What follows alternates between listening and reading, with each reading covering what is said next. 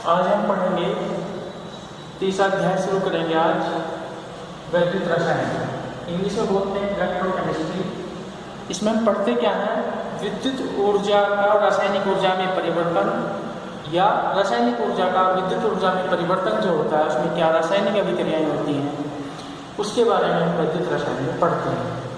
जैसे हम देखते हैं जो शुष्क सेल होती हैं जो टोस्ट में डाली जाती हैं उसमें क्या होता है, रासायनिक ऊर्जा का विद्युत ऊर्जा में परिवर्तन होता है।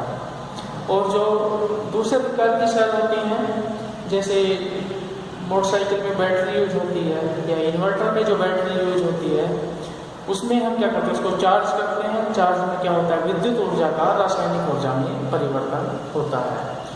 तो रसायन विज्ञान की वह शाखा जिसमें हम विद्युत ऊर्जा का रासायनिक ऊर्जा में परिवर्तन या रासायनिक ऊर्जा का विद्युत ऊर्जा में परिवर्तन का अध्ययन हम करते हैं कि कौन कौन सी उसमें रासायनिक अभिक्रियाएं हो रही हैं और क्या नियम लग रहे हैं, उस रसायन विज्ञान की शाखा को बोलते हैं वैद्युत रसायन। तो जितनी भी वैद्युत रसायन में जो रासायनिक अभिक्रियाएं होंगी इसमें सेल का ही अध्ययन होगा। तो उन सेल में जो भी अभिक्रियाएं होती हैं वे सभी ऑक्सीकरण अपचयन अभिक्रियाएं होती हैं जिन्हें हम रेडॉक्स अभिक्रियाएं भी कहते हैं। रेडॉक्स अभिक्रियाओं के बारे में कक्षा 11 में आपको पढ़ाया जा चुका है। तो रेडॉक्स अभिक्रियाएं क्या होती हैं, तो सबसे पहले हम सेल की जो संरचना है बेसिक उसको समझेंगे। इसमें तो पहली टर्म में आती है इलेक्ट्रोड।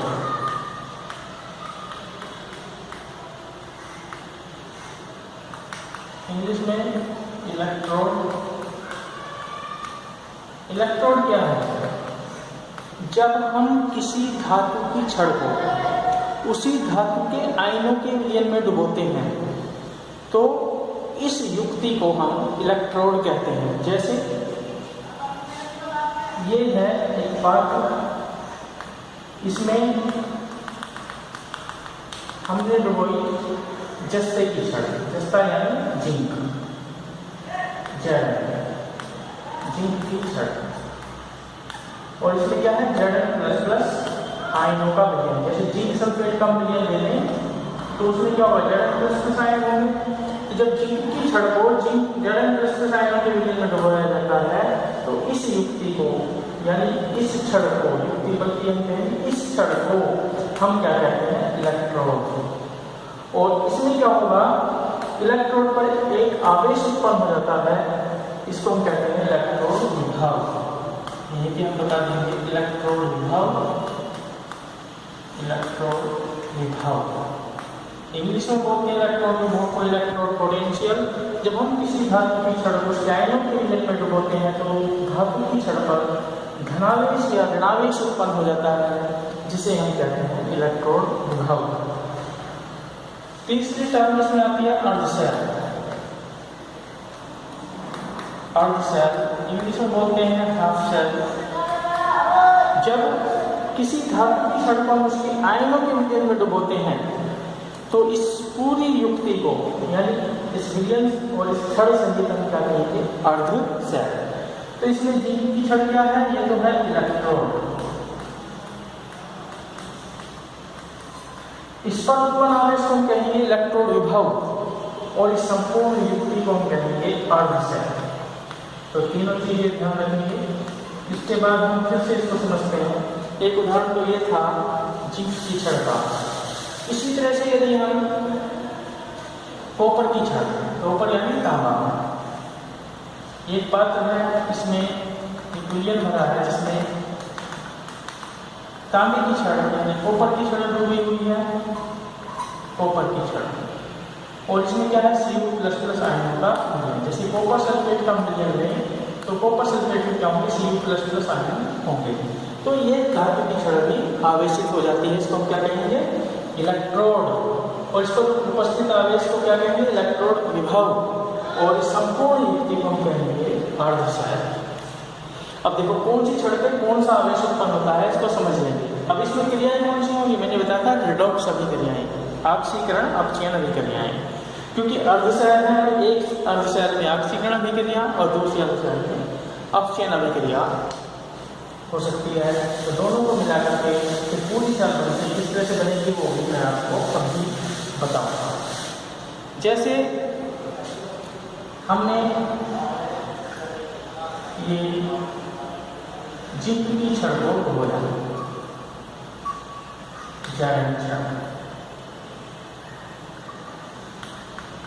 इसमें जिंक आयनों के विलयन है, Zn++ आयन। तो इसमें क्रिया क्या होती है? इसमें क्रिया होती है इस तरह से, Zn बदलता है Zn++ आयनों में और 2 इलेक्ट्रॉन इसमें निकलते हैं। तो जिंक की छड़ है, ये क्या है? छड़। ये Zn++ आयन बने हैं, ये कहाँ जाएंगे? विलयन में चले जाते हैं, विलयन में चले जाते हैं। और जो इलेक्ट्रॉन है, जो इलेक्ट्रॉन निकले, ये छड़ पर रह जाते हैं, इलेक्ट्रॉन छड़ पर रह जाते हैं। तो क्या होगा छड़ पर रह जाने की वजह से इलेक्ट्रॉनों के? इलेक्ट्रॉन पर कौन सा आवेश होता है? ऋणावेश। तो इस वजह से जब धातु की छड़ ऋणावेश हो जाती है, इसमें क्या होगी? ऋणावेश उत्पन्न होगा। तो ये कैसा इलेक्ट्रॉन है? ऐसा इलेक्ट्रॉन है जिस पर ऋणावेश इलेक्ट्रॉन उत्पन्न है। अब इसी तरह से हम दूसरी छड़ देखें, कॉपर की। ये है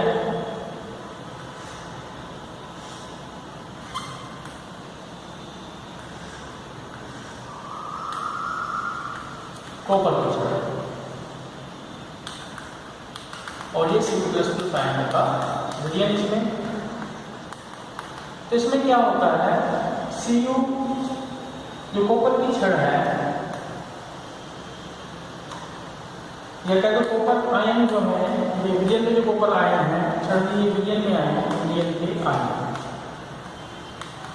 विलयन के आयन, इसमें उल्टी क्रिया होती है। ये 2 इलेक्ट्रॉन ग्रहण करता है और कॉपर परमाणु में बदल जाता है। ये कॉपर परमाणु छड़ पर आ जाते हैं, जाते हैं। तो ये इलेक्ट्रॉन कहाँ से है? ये इलेक्ट्रॉन लिए इन आयनों ने छड़ से ये इलेक्ट्रॉन, जो छड़ से इलेक्ट्रॉन लिया, तो ये छड़ पर इलेक्ट्रॉनों की कमी होगी, यानी छड़ कैसे जाएगी? धनावेशित। या कह दो कॉपर आयन एक तरह से छड़ पर आ गया, तो क्या हो जाएगी? ये हो जाएगी धनावेशित कॉपर की छड़। तो यहाँ पे ये इलेक्ट्रॉन धनावेशित इलेक्ट्रॉन। तो यह अर्धशैल एक ऋणावेशित अर्धशैल है, एक धनावेशित अर्धशैल है, जिसमें मतलब इसका इलेक्ट्रॉन तो ऋणावेशित है, इसका धनावेशित है। दोनों को जोड़ देंगे तो क्या होगा? जो इलेक्ट्रॉनों का प्रवाह है, ये ऋणावेश से धनावेश की ओर हो जाएगा। इस पर जो इलेक्ट्रॉन उपस्थित है, वो पर इलेक्ट्रॉन जोड़ाने लगेंगे। और यदि विलयनों को भी जोड़ दें हम आपस में, तो ये सर्किट पूरा हो जाएगा, विद्युत परिपथ पूरा हो जाएगा और धारा बहने लगेगी। तो इस पूरी युक्ति को हम कहेंगे सेल। तो सेल वह युक्ति है जिसमें विद्युत ऊर्जा का रासायनिक ऊर्जा में परिवर्तन या रासायनिक ऊर्जा का विद्युत ऊर्जा में परिवर्तन होता है।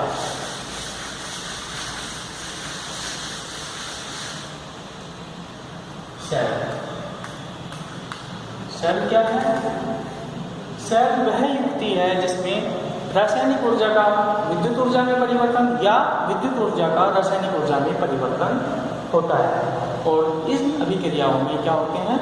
इस क्रिया में क्या होती है? ऊर्जा परिवर्तन में आक्सीकरण अपक्षयन अभिक्रियाएं होती हैं। तो मैं ऐसे भी कह सकते हैं सेल वह युक्ति है जिसमें आक्सीकरण अपक्षयन अभिक्रियाओं के द्वारा विद्युत ऊर्जा का रासायनिक ऊर्जा में परिवर्तन या रासायनिक ऊर्जा का विद्युत ऊर्जा में परिवर्तन होता है। और इस आधार पर सेल 2 प्रकार की होती हैं। 2 प्रकार की सेल होती हैं। Number 1 galvanic cell.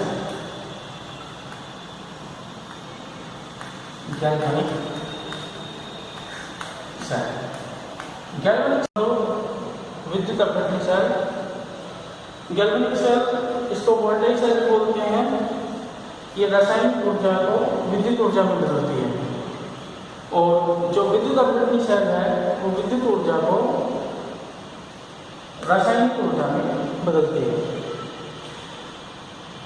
जब हम 2 अर्धसेल जो हमने पढ़े हैं पीछे, जब 2 अर्धसेलों को हम इस तरह से जोड़ दें कि उनका विद्युत परिपथ पूरा हो जाए, तो हमें गैल्वेनिक सेल प्राप्त होते हैं। और ये एक अलग तरह की सेल है। इसमें हम किसी विलयन में, किसी आयनिक यौगिक के विलयन में या उसकी पिघली हुई अवस्था में हम धातु की 2 छड़ लगा करके उसमें, या किसी चालक की 2 छड़ लगा करके उसमें विद्युत प्रवाह करते हैं तो विद्युत अपघटन की क्रिया होती है। तो ऐसी सेल को हम कहते हैं विद्युत अपघटनी सेल, यानी इस सेल में विद्युत अपघटन की क्रिया होती है। तो इस तरह से ध्यान रखेंगे। गैल्वेनिक सेल में मैं थोड़ा सा इसको समझाता हूँ। जो गैल्वेनिक सेल है, गैल्वेनिक सेल जैसे हमने पढ़ा कि जिंक की सेल, जिंक की अर्ध सेल, ये जेड और ये जेड आयन, जेड और फिर दूसरी पढ़ी हमने कॉपर की अर्ध सेल, कॉपर की अर्ध सेल में कॉपर की छड़ और ये कॉपर आयन का विलयन Cu++। यदि इन दोनों अर्ध सेलों को हम बाहर से हम किसी विद्युत तार के द्वारा जोड़ दें, किसी धातु के तार के द्वारा, चालक के तार के द्वारा जिसमें विद्युत का प्रवाह हो सके, उससे जोड़ दें और इन दोनों विलयनों को हम किसी ऐसे आयन पदार्थ के भरे हुए इस ट्यूब से जोड़ते हैं जिसको साल्ट बोलते हैं, इसको बोलते हैं साल्ट के लवण से। इसमें कोई ऐसा आयन यौगिक गाढ़े रूप में भरा होता है, साफ कंसंट्रेट अवस्था में भरा होता है, जिसके आयन इन छड़ों से क्रिया ना करें, ना क्रिया से क्रिया करें, केवल आयनों के बहने में मदद करें, यानी विद्युत परिपथ को पूरा करने में मदद करें। तो इस सेल को या सेल इन दोनों को जोड़ दिया लवण से, उसे इलेक्ट्रोड को धातु तार से जोड़ दिया, ये प्राप्त हुई गैल्वेनिक सेल।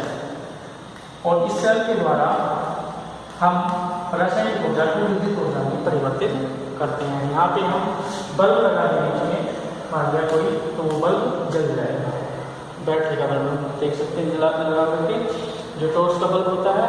और जो विद्युत अपघटनी सेल ऐसे विस्तृत होती है, जैसे मान लीजिए ये कॉपर सल्फेट का ही विलयन हमने इसमें ले लिया, ये कॉपर सल्फेट का विलयन है CuSO4।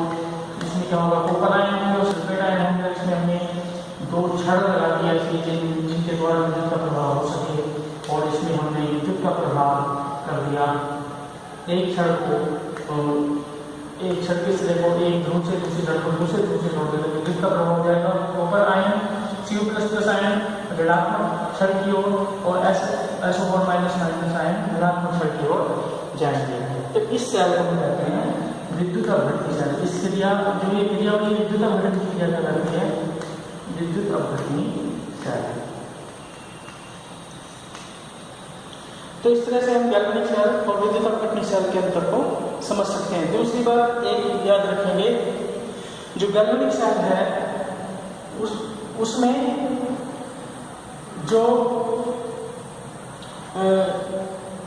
जो ये ऋणात्मक इलेक्ट्रॉन होता है, ऋणात्मक इलेक्ट्रॉन किसे कहेंगे, इस पर इलेक्ट्रॉन आ जाते हैं। हमने देखा था इलेक्ट्रॉन इस पर आ जाते हैं धातु छड़ पर। इसमें क्या है, धन आयन छड़ पर आ रहे हैं, तो धनात्मक इलेक्ट्रॉन है। ऋणात्मक इलेक्ट्रॉन पर क्या होगी, ऑक्सीकरण क्रिया, और धनात्मक इलेक्ट्रॉन पर होगी है ऑक्सीजन क्रिया।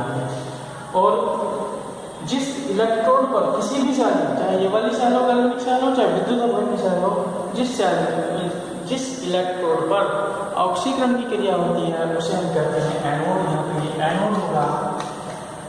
और जिस पर अपक्षयन की क्रिया होती है उसको हम कहते हैं कैथोड। तो ध्यान दें कि गैल्वेनिक सेल में एनोड जो है ऋणावेशित होता है और कैथोड धनावेशित होता है। और विद्युत अपघटनी सेल में जिस ध्रुव से हम जिस इलेक्ट्रॉन को जोड़ते हैं वो वही उसी आवेश वाला कहलाता है। जैसे हमने इसको धनावेशित ध्रुव से जोड़ा और इसको ऋणावेशित ध्रुव से जोड़ा, बाहरी ध्रुव से हम जोड़ते हैं, तो ये धनावेशित इलेक्ट्रोड कहलाएगा, ये ऋणावेशित इलेक्ट्रोड कहलाएगा। और जो धनावेशित इलेक्ट्रोड होगा उस पर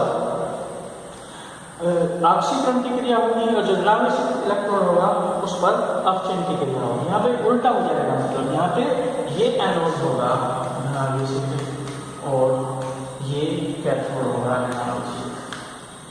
तो ये ध्यान रखेंगे, गैल्वेनिक सेल और विद्युत अपघटनी सेल में क्या अंतर है। तो इसमें गृह कार्य में ये भी कर लेंगे, इसमें गैल्वेनिक सेल और विद्युत अपघटनी सेल में अंतर बताओ। तो इसकी सारणी बना करके एक तरफ विद्युत अपघटनी सेल, एक तरफ गैल्वेनिक सेल लिख करके पॉइंट्स में इनको लिख लेंगे जो मैंने बताया है। आज बस इतना ही, इसके बाद हम आगे अगले वीडियो में पढ़ेंगे।